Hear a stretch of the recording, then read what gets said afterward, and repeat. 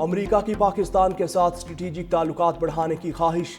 امریکی وزیر خارجہ مارکو روبیو کہتے ہیں پاکستان سے تعلقات پاک بھارت جنگ سے پہلے ہی بہتر ہونا شروع ہو گئے تھے۔ پاکستان سے اتحاد اور شراکت داری کے لیے امریکہ نے رابطہ کیا۔ پاکستان کے ساتھ انسداد دہشت گردی، اقتصادی تعاون اور علاقائی استحکام کے حوالے سے تعلقات کو فروغ دینے کے نئے مواقع دیکھ رہے ہیں۔ اسلام آباد کے ساتھ تعلقات میں بہتری کا بھارت کے ساتھ تعلقات سے کوئی تعلق نہیں۔ امریکہ اور پاکستان کے درمیان طویل عرصے سے انسداد دہشت گردی کے شعبے میں تعاون رہا اور ہم اسے مزید آگے بڑھانا چاہتے ہیں۔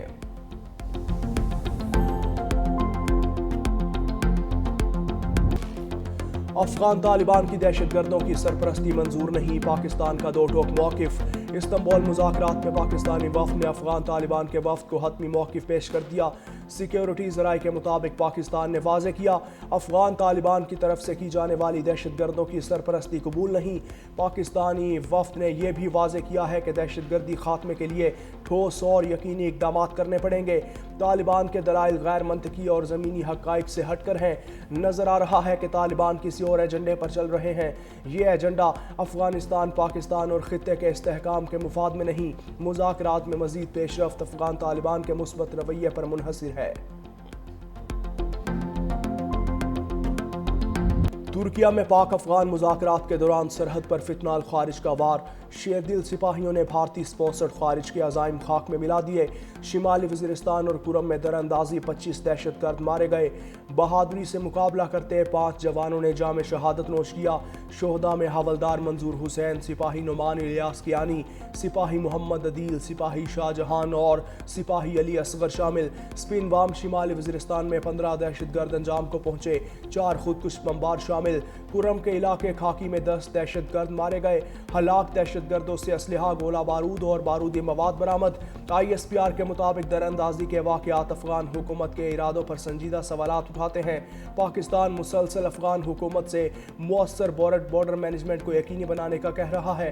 توقع ہے افغان عبوری حکومت معاہدے کے مطابق ذمہ داریاں پوری کرے گی۔ افغان حکومت خوارج کو پاکستان کے خلاف افغان سرزمین کے استعمال سے روکے۔ صدر مملکت اور وزیر اعظم کا در اندازی ناکام بنانے پر فورسز کو خراج تحسین۔ دفاع وطن میں جان قربان کرنے والے 5 شہداء کو خراج عقیدت۔ وزیر اعظم سعودی ولی عہد محمد بن سلمان کی دعوت پر سعودی عرب کے دورے پر روانہ۔ ترجمان دفتر خارجہ کے مطابق نائب وزیر اعظم اسحاق ڈار سمیت اعلیٰ سطح کا وفد بھی ہمراہ۔ وزیر اعظم ریاض میں نویں فیوچر انویسٹمنٹ انیشیٹو میں شرکت کریں گے۔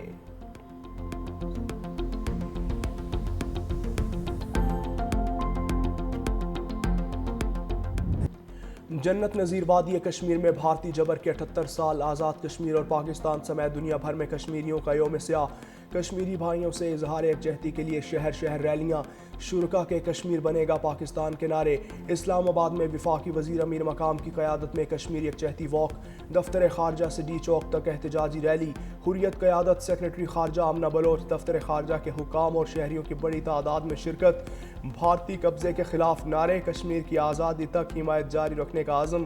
یوم سیاہ پر 1 منٹ کی خاموشی بھی اختیار کی گئی۔ پاک سویٹ ہوم کے ننھے بچے کی کشمیر کے لیے پرجوش تقریر نے سما باندھ دیا۔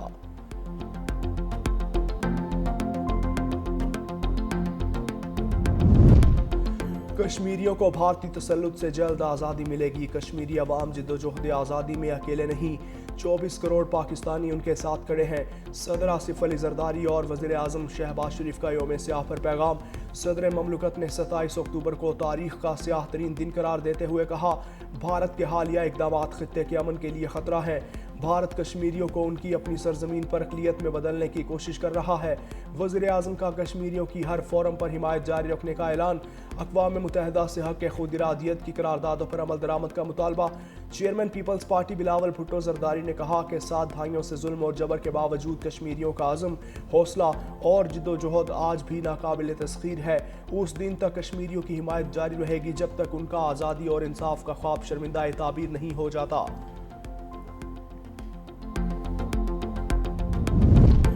سندھ حکومت جدوجہد آزادی میں کشمیریوں کے شانہ بشانہ۔ وزیر اعلیٰ سندھ مراد علی شاہ نے کہا کشمیر پاکستان کی شہرگ ہے، ہم اپنے کشمیری بھائیوں کے ساتھ ہیں، دنیا کو بھارت کے مظالم پر خاموش نہیں رہنا چاہیے۔ سینئر وزیر شرجیل انعام ایمن نے کہا 27 اکتوبر ہمیں یاد دلاتا ہے کہ ظلم عارضی ہوتا ہے مگر آزادی کی جدوجہد ابدی۔ کراچی میں کشمیریوں سے اظہار یکجہتی کے لیے پیپل سیکریٹریٹ سے مزار قائد تک کشمیر ریلی۔ وزیر بلدیات ناصر حسین شاہ، طلباء اور طالبات اور شہریوں کی بڑی تعداد شریک۔ شرکاء کے مقبوضہ کشمیر میں بھارتی مظالم کے خلاف نعرے۔ پیپلز پارٹی رہنما شازیہ مری نے کہا کہ عالمی برادری کشمیری عوام کے حق خود ارادیت کو یقینی بنائے۔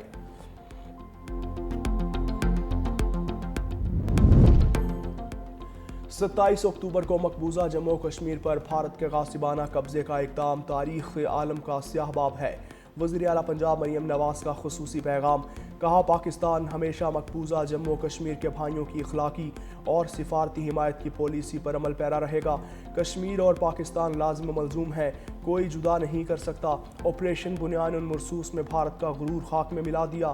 امریکی صدر کا وزیر اعظم محمد شہباز شریف اور فیلڈ مارشل حافظ عاصم منیر کو عظیم قرار دینا بھارت کے لیے ایک اور شکست کے مترادف ہے۔ خیبر پختونخوا حکومت اور عوام کا کشمیریوں سے بھرپور اظہار یکجہتی۔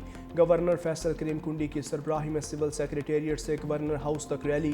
طلباء، سول سیکریٹریٹ، ملازمین اور شہریوں میں کی شرکت۔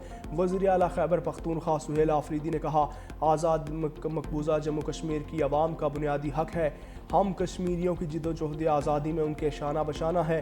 انسانی حقوق کے بین الاقوامی ادارے بھارتی مظالم کا نوٹس لیں، اقوام متحدہ کشمیر پر اپنی قراردادوں پر عمل درآمد کرائے۔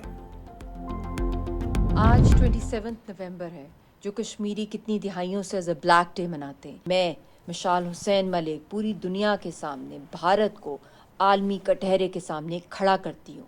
78 ایئرز گزر گئے ان کے قبضے کو، اور یونائٹڈ نیشنز کی جو قراردادیں آج بھی ہمارے معصوم لاکھوں کشمیری شہداء کی لاشوں تلے دبی ہوئی ہیں۔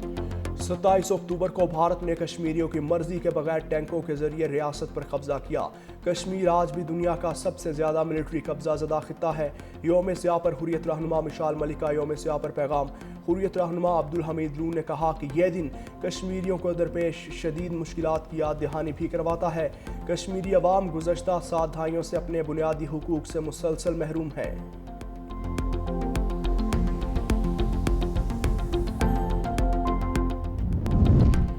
مقبوضہ کشمیر میں بھارتی حکومت کے غیر قانونی تسلط کے خلاف ایفل ٹاور کے سامنے زبردست احتجاجی مظاہرہ۔ مظاہرے میں پاکستانی اور کشمیری کمیونٹی کی بڑی تعداد میں شرکت۔ شرکاء کے کشمیر کے پرچم، بینرز اور پلے کارڈز اٹھا کر بھارت کے خلاف نعرے۔ عالمی برادری سے بھارتی مظالم کا نوٹس لینے کا بھی مطالبہ۔